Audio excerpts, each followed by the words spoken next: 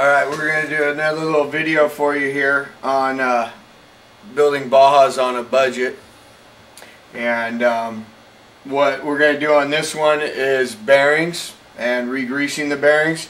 You guys know that there's several people out there selling bearings for the Bajas in kits and individually. They range from $2 a piece up to $3, $4 a piece. We're going to be dealing with some rubber sealed bearings. There are metal shielded bearings out there, but I don't use them. I use all the rubber shielded bearings. All the bearings pretty much come from China, unless you go to a higher end quality bearing like a ceramic or something.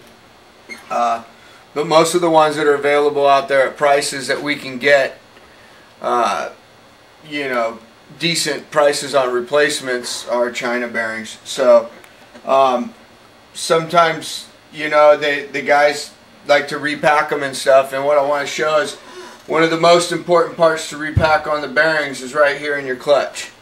Takes a lot of heat and blows out bearings a lot. So I repack my clutch bearings before I even put them in the car. I pull the seals.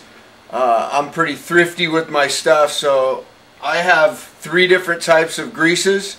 I've taken these greases from various people. This grease here is from Tom's house, Fat Dad's garage. I filled up a film container. Actually, I filled 2 of them. This grease here is from O'Neill Brothers shop. Joe O'Neill had bought some multi-purpose grease, and I stole a tube of that. And this is a tube of some white lithium grease that I got at a garage sale for 25 cents next to my house. These are bearing containers, and I fill it in there. The white lithium I use in my dog bones because I have a lot of it. I have a full container myself. And the red grease here that I got from Joe O'Neill is it's a red grease. It goes up to 600 degrees. It's pretty tacky, as you can see, but it does go to 600 degrees. That's a grease that I use a lot in all my bearings. And then this grease is the grease that I got from Tom's house. This is what they use on the long travel buggies and the pre-runner trucks and stuff.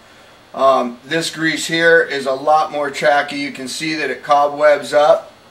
I haven't had too much experience with this stuff, although I did run it out in Michigan in the dunes in my clutch belt bearings out there, and it worked fairly well.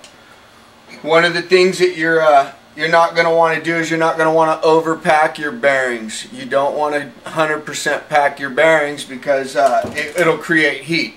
I've learned that over time with dirt bikes and whatnot. So what I have here is I have a cleaned out bearing, and then I have one with the rubber seals still in it, and I'm going to show you how to get the seals out without damaging them. The outer seal stays stationary in the outer race, and the inner seal, the inner race actually rubs against it in a rotating motion. So when you take the rubber seals out, do not take them out from the inside diameter in here. You're going to want to put the X-Acto in the outside just a little bit, and you're just going to poke it in there just a little bit, and you're going to come up on it and you're going to pop the seal out just like that. Then you won't have any damage. So you're going to take the seal out. You can pop the seal out of both sides, and then I just spray it out with motor cleaner. You can spray it out with brake cleaner. You can spray it out with gasoline. You can rinse it out. However you want to rinse it out, you know. But you're going to want to rinse it out and get the grit out of there.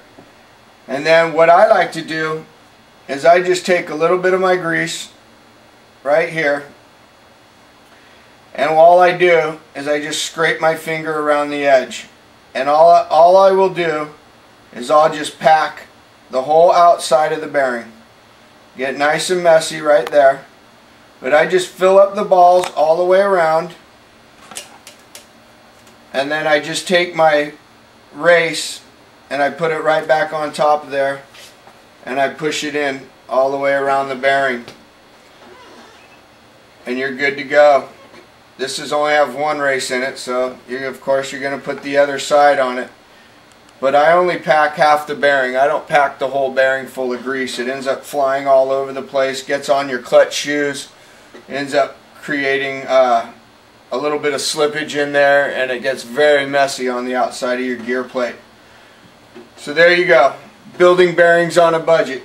You can get the grease from your buddies, or you can go out and buy your own at most hardware stores, or you know, auto part stores, whatnot. So there you go. Repacking bearings on a budget. Shreadhead signing out. We'll see you at the races.